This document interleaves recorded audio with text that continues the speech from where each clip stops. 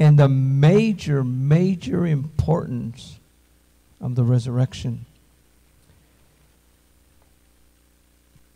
Every one of us, like our father Adam. How many of you have Adam as your father? As your great-great-great-great-grandfather? Most of you.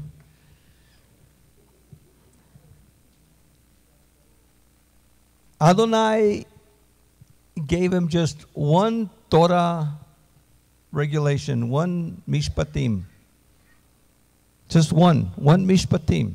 Very easy mishpatim, not a hukim, but a mishpatim.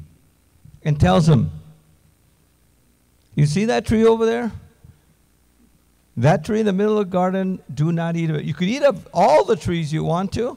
Look around, full circle. You could eat of every tree, but that tree right there, do not eat of it. The day you eat of it, you will die. In fact, in the Hebrew, it emphasizes the fact that in dying you will die. In dying you will die. You will cease to live, to exist. And of course, like every one of us, what we're told not to do, what do? We do. And so it's important for us to know that Adonai said, do not, and we do. Do not, and he did. And the moment he did, he brought death into the world. He brought spirit death. He brought soul death. And eventually, physical death took over him. The solution to death is to be reborn. The solution to dying and the opposite of dying is everlasting life. And from this point on, everything to the book of Revelation is about what I call the recovery effort. The recovery effort, the bringing back of life. Because Adonai wanted life for Adam and Chava. He wanted life for them. In fact, her name is Chava, life. Adonai wanted life. Yeshua said, I came to give you life and life abundantly. Everlasting life, eternal life. Life after death. An afterlife. That's what Adonai has, and that's what he has for all mankind. In fact, from Adam to Noah, that's what they should have focused on. But no, they brought more death into the world, beginning with the first person born. And the world was full of Hamas, violence. And through Adam and his 3 sons, our forefathers, he remade the world so that now, through a son of Noah, through a son of Shem, through a son of Eber, through a son of Abraham, Isaac, Yaakov, through a son of Judah, through a son of David, Yeshua the Messiah would come and bring everlasting life. That is the hope of all mankind. In fact, it is not only the hope of us, Mosaic, Messianic, apostolic believers in Yeshua. It is not only the hope of Christianity. It is not only the hope of Judaism. But it is the hope of every pagan cult out there. And however they've messed it up, however they've added and taken away from what Scripture says, there is this something inside of every human being, something inside of every man. I want to live forever. That doesn't want to die. Nobody wants to die. We all want to live. Everyone has that hope. The book of Romans 1:18 tells us that early mankind, the early ages, they abandoned Elohim. In fact, right after the flood, Nimrod abandons Adonai. They began world systems. They began religions. All the religions of the world began at that time. But one thing about them, they all had a hope. Even Nimrod had a hope. What was his hope? He builds a tower because he wants to go to where everlasting life is. He wants to go to heaven. He wants to build a tower to reach the heavens, to reach Adonai. Of course, impossible task. They've come up with reincarnation, the transmigration of the soul, where you go from body to body to body to body. Some people say, I used to be Napoleon. In a past life, I was Napoleon. Or you have Eastern reincarnation, where in your past life, you might have been a spider, which is the worst thing there is. But in a future life, you might be the highest creature, an ox. Did you know that the ox is the highest creature? Once you are a good ox and you finish your ox or whatever you would call it, being an ox, then you reach nirvana, where every person is a drop of water. And you go from body to body to body, your soul transmigrates. And then once you become an ox and you're a very good ox and you die, then you as a drop of water are put in the ocean of Brahma, and you just become one with the ocean, one with every soul that has ever been there. And you become a nobody. You become just one. You reach oneness. They have all kinds of stories of becoming gods. In fact, Native America has the idea that you go where? To the happy hunting grounds.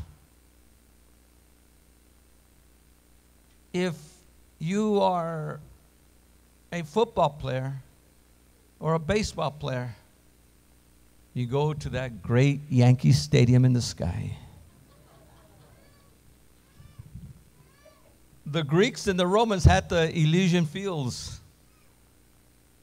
Mankind has had all this hope. In fact, in studying archaeology, one of the things that you always find, when you find mankind, you find material culture that has to do with death. You find tombs, and even if it's simple tombs, cylindrical tombs or burial places, they always put a lamp. They always put things. When the Egyptians buried their pharaohs, King Tut, they put all kinds of stuff in there so he could have a good afterlife. In fact, they would even kill the servants, put the servants in there and lock them up so that they would have servants in the afterlife.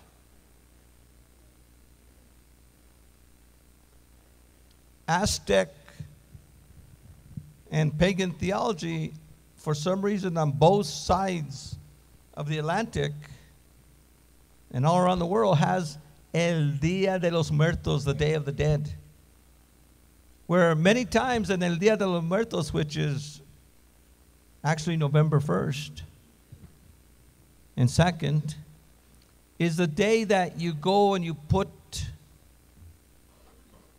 food offerings in El Panteón at the cemetery. And you give offerings for the dead. And it's interesting that everybody wants to live for, everybody has this hope. But Yeshua says, the road to perdition is wide and many follow it. The road to everlasting life is narrow and few thereof that follow that one. I want everyone to know so you could pass this on. Always let people know, the majority of the people that have ever lived, hell has enlarged itself for all the souls that have gone away from Adonai, not accepting the everlasting life provided by Yeshua the Messiah. And so, think of yourselves not pridefully, but humbly. Think of ourselves as those that have attained everlasting life in Yeshua the Messiah by his death on the cross, by his blood. Like it says in Colossians, one of my favorite verses. Yeshua took my record of debt, what I owed, and he nailed it to the cross. What I owed against Torah, Yeshua nailed to the cross. He overrode what the Torah said. You know what the Torah says? The soul that sins, it shall die. Is that not what it says? But can you imagine, by the death and resurrection of Yeshua, he overrode that. Now, of course, he could override it. Why? Because he paid for it. And Yeshua was the soul that, although he had never sinned, Paul tells us in 2 Corinthians, he who knew no sin became sin, so that we who knew no righteousness might become the righteousness of Elohim. A transference. He gave his life for us. Now the world has always, forever, since the time of Adam, been wanting that hope of everlasting life. And like I said, they've invented all these philosophies, all these religions. All religion is based on living forever. Even in some of the, in fact, you know, atheism is a modern thing. There were no atheists in the ancient world. There was no, everybody was a believer in a God or God system, a philosophy. And to however esoteric they were, or animistic or spiritualist, there was always that hope. Nihilism and this idea that we're just going to be exterminated, that we are going to be annihilated. That's modern things from pretty much the 1800s. The oldest book in the Bible is the book of Job. I want you to go Job with me. Job chapter 19, verse 25. Job is the oldest book in the Bible. It was written about the time of Abraham. And although Genesis presents facts from before the time of Job, from the creation of the world, one of the things that we know is that the book of Job is older than Moses. Moses lived after Job, and Moses wrote down things that he had, and the Holy Spirit gave him from before that. Verse 23. I know, this I know, yadati, it says in Hebrew, yadati. I know that my Redeemer liveth, my avenger. The word in Hebrew there is goel, my goel. A goel is a blood avenger. A goel is someone that avenges your blood. a redeemer, someone that buys you out. Boaz was the kinsman redeemer for Ruth. He was the Goel for Ruth. He, in a sense, was her avenger of blood. He was her redeemer. I know that my Redeemer lives. And I'm going to get this from the Hebrew. For I know that my Redeemer lives. And he, achari, in Hebrew it says achari, at the end or the last or after I die, cuando se acabó todo. When all is said and done, when all is gone, I know that after my death, at the last, he will take his stand. And after my awakening, what there is my awakening. Anybody's Bible says awakening? After my awakening. In other words, after my resurrection. After I live again. I'm going to die. I know that my Redeemer lives. Our Redeemer is an everlasting Redeemer. Never had a beginning, never will have an end. And I know he lives. And because he lives, after I die, after my death, after my last breath, I know that he is there. And after my resurrection, my awakening, I shall live again. I will live again. And from my flesh, or with my flesh, I will look upon Elohim. Now think of this. We're not talking here about a spiritual resurrection.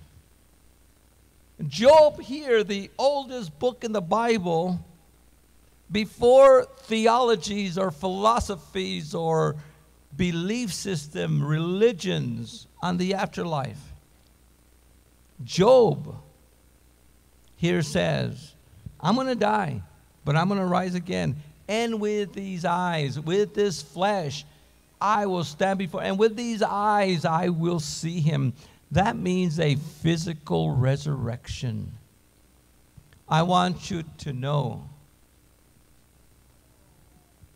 And the reason I want to state this plainly is because there's a lot of pastors, a lot of even congregations that used to be conservative that don't believe this anymore. But I believe in a physical resurrection of our bodies when and after we die. And with these eyes, con estos ojos, en esta carne, with this flesh, I will stand before him and I will see him. And it's important for us to know that with these eyes we will see him.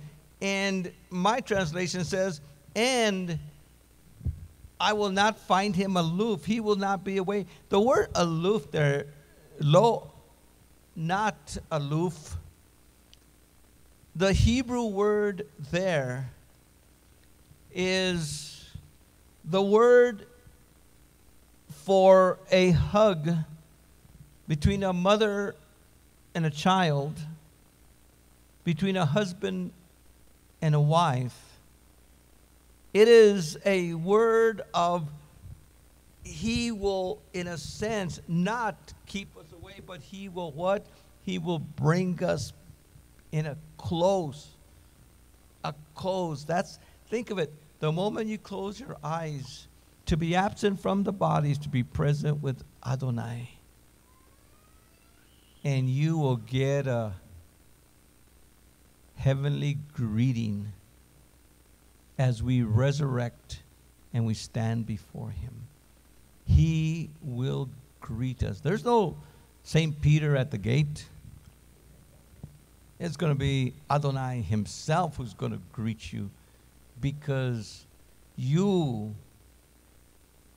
are the guest that his son gave his life for. For Elohim so loved the world that he gave his only begotten son. He gave, and the giving was not just sending him down at Sukkot. It's not just him giving, but he actually gave his life.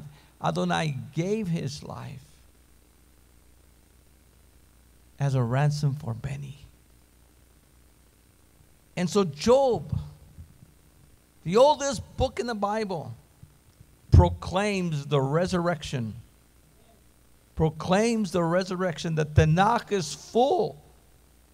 And tomorrow we'll look at some of the other verses in the Tanakh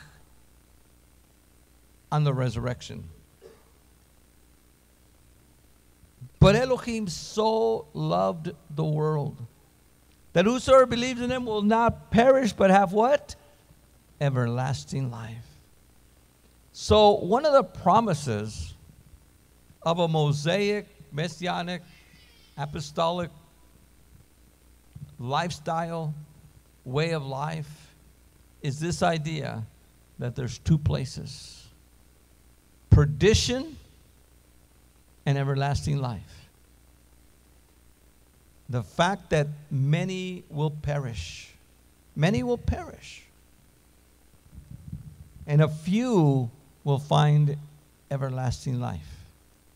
Now, one of the things that I want to go to is I want us to go to the book of Acts. And in the book of Acts, we have the same theme, not just from the Tanakh, not just from Yeshua, but from Paul. Go with me to the book of Acts.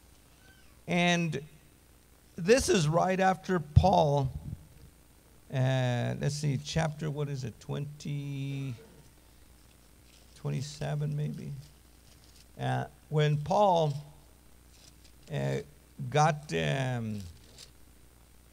he's before the Roman governor here on chapter 24. And he got busted.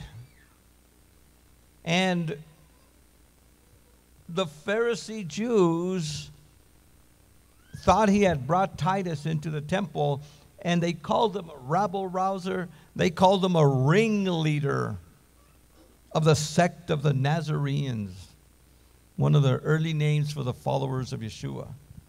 And he pleads his case before the Roman governor, and they're accusing him. You did this, you did that, you did this. And he's saying, no, I didn't do none of those things, but I'll tell you what I did.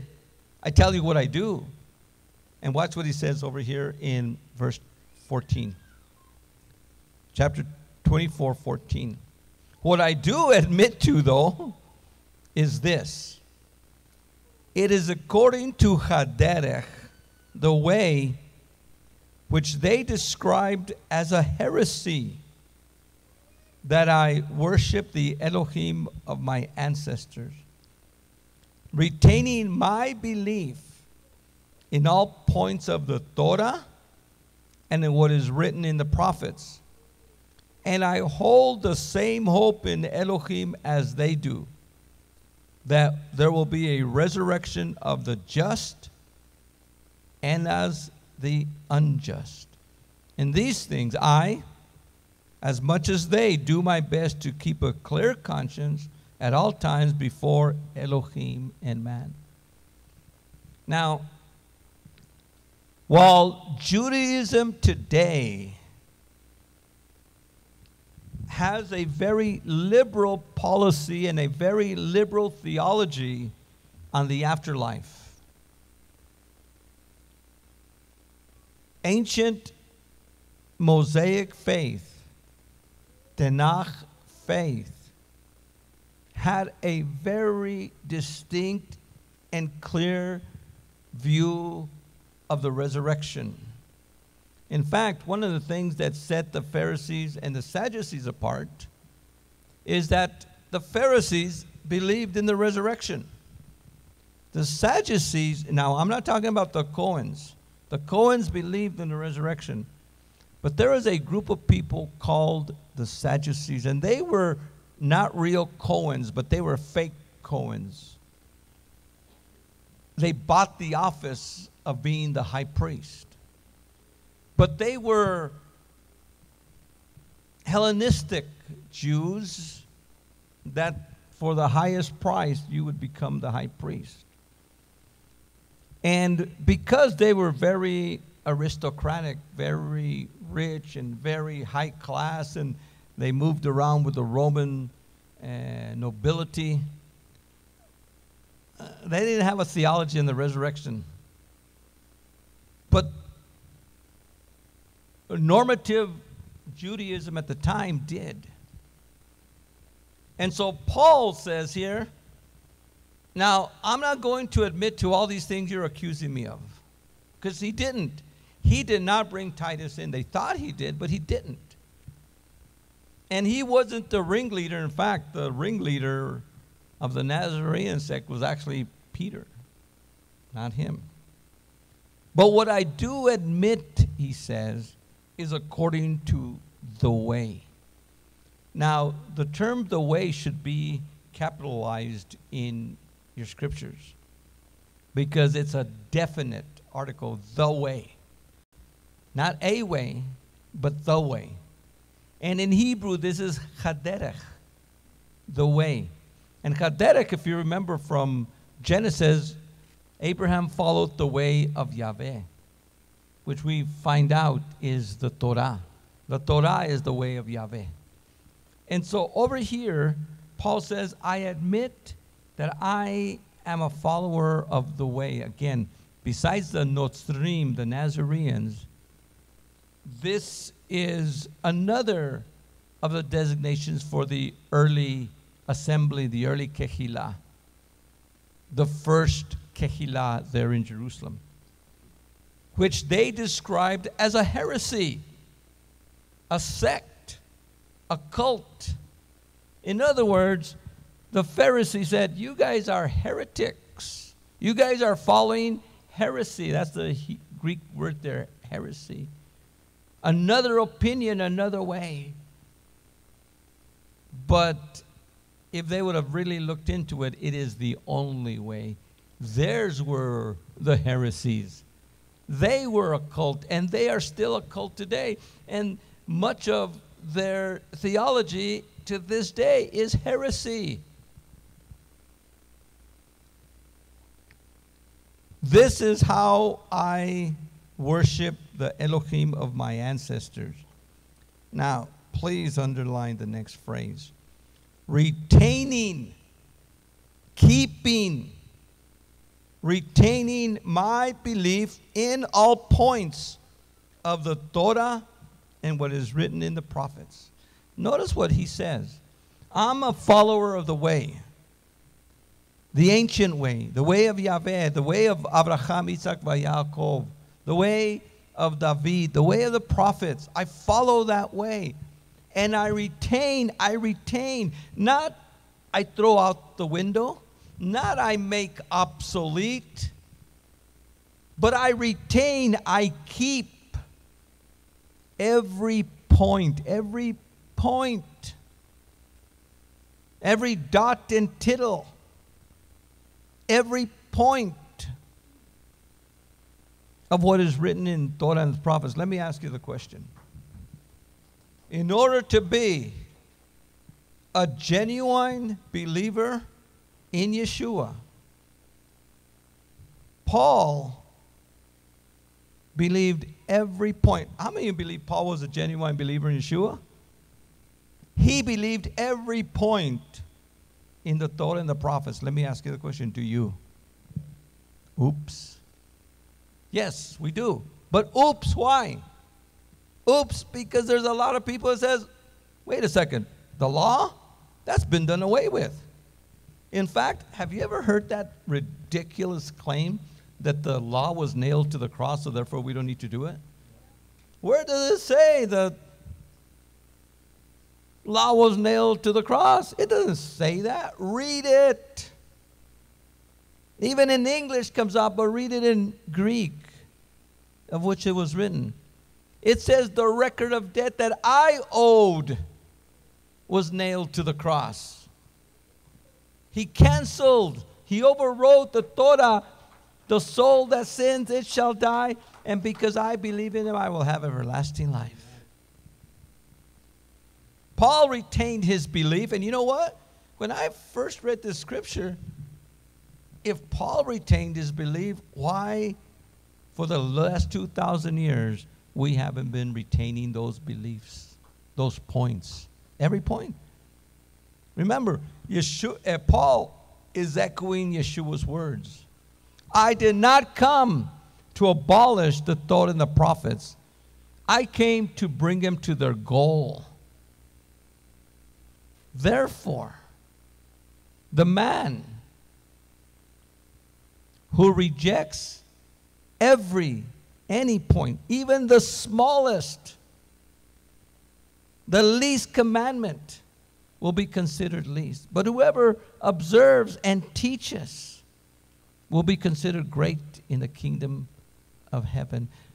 Yeshua said, not one yod, the smallest, you can look here in my Hebrew Bible, not one yod, the smallest, or one tittle, the little Vips big boy hair on all the letters, you know, all the letters of the Hebrew are calligraphy style, and they all have that little Vips big boy. Remember Vic's big boy? Not one tittle, not one of those little will pass away. Heaven and earth will pass away. Not one. The sun and the moon will pass. Not one. In fact, somebody go outside, make sure the sun and the moon are still there. Because if they're still there, every point has to be followed. And think of this. Nobody's following them. Very few people are following them. And many people are following them with additions and subtractions. We have to follow the Bible. 2 plus 2 equals 4. Not 2 plus 2 equals 3 or 2 plus 2 equals 5. With no additions and no subtractions. But watch what he goes on to say. Retaining my belief in all points of the Torah and prophets, and I hold, I keep, I guard, shomer, from where we get the word vishamru, and I hold and I keep and I guard the same hope in Elohim as they do. Normative Judaism of the time believed in the resurrection. Paul says, I have that same hope. And I have that hope that there will be a resurrection, that there will be a resurrection. Not only did Job, the oldest book, and we're going to see throughout Torah to Malachi, Genesis to Malachi, that is a biblical hope. But Paul, life in Yeshua, and tomorrow and on Wednesday nights and Tuesday nights, we're going to be doing all things resurrection for a couple of weeks. And it's important that we know about the resurrection, every point, everything. You know, we probably won't have time, but we need to know about all the prophecies of the resurrection. We are going to look at some of the prophecies of Yeshua himself. I'm going to die, he tells them, but on the third day I will rise again.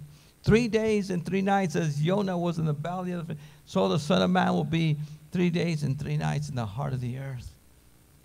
He tells us we need to know resurrection even for us. And we're going to go to 1 Corinthians 15 and find out why is it important tomorrow to to celebrate the resurrection. This is the mystery. The mystery of the Omer. And that's what has been lost until now, the mystery of the Omer. And this year, it is very clear that everyone could see the mystery, that hidden mystery of the Omer.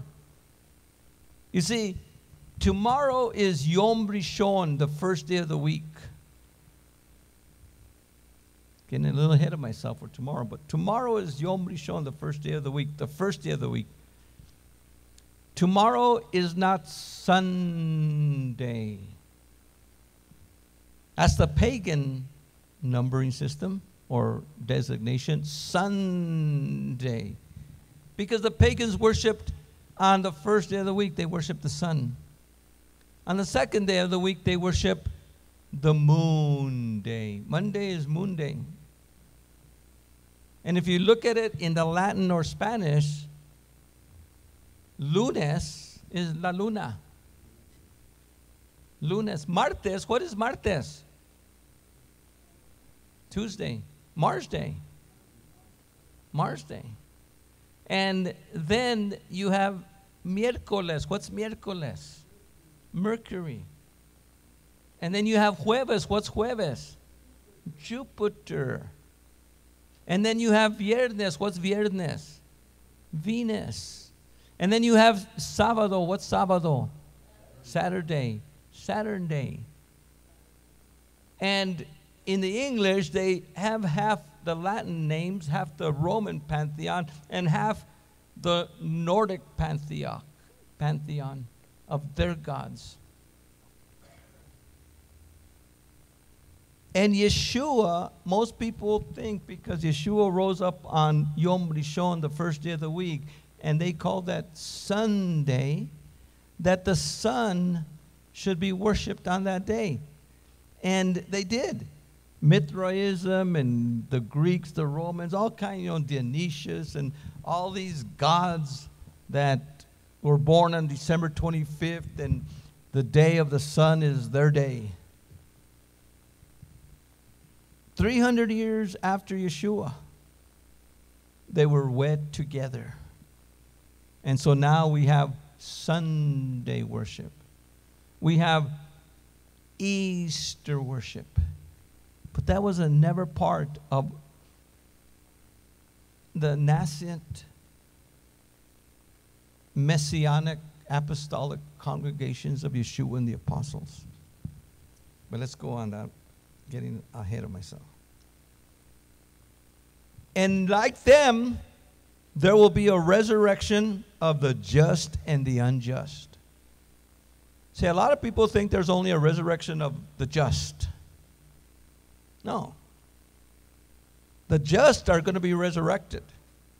There's going to be some that have been in the graves, the graves will open at the sound of the shofar, and they will go up to meet Yeshua in the air. There will be a generation, we'll talk about this later tomorrow. There will be a generation that will be alive at the time, and they will be caught up to meet Yeshua in the air. And together, those that were dead and those that are alive will be taken up. That's our resurrection. To be absent from the body is to be present with Adonai. The day you die is the day of the resurrection, because in our life we have time, but once you die, there is no time.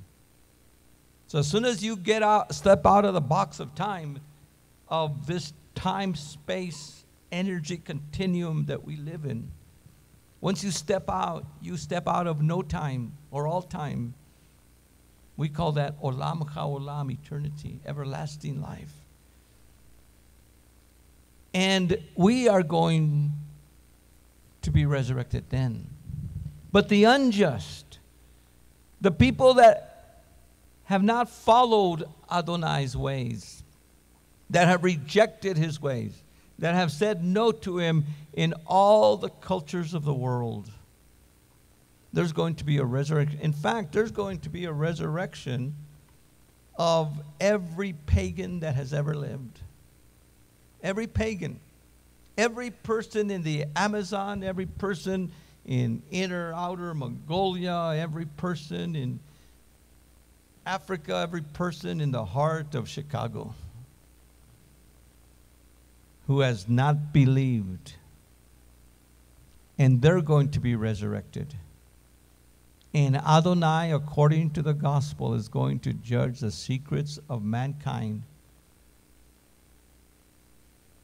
There's going to be a resurrection of the lost.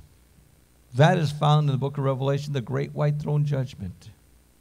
And the sea gave up the dead, and death and hell gave up the dead that were in them, and they were judged. The book of life was open, and they were judged.